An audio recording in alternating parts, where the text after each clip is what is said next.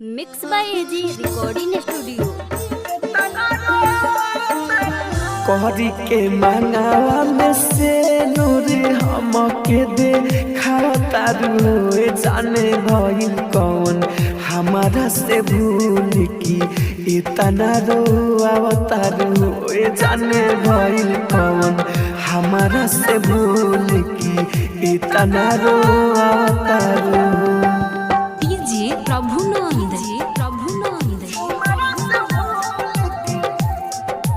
Mix by AG recording studio.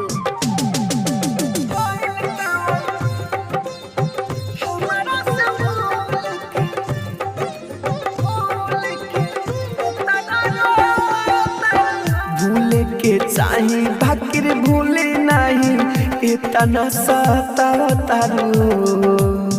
भूले के चाही बाकिर भूले नहीं इतना सतावतारू जाने भइल कौन हमारा से भूल की इतना रोआवतारू।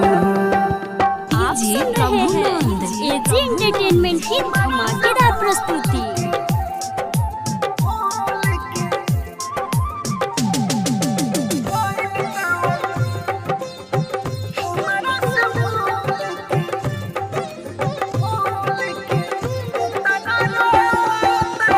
राइटर मनोज के देखिया में अगिया लगावतारू।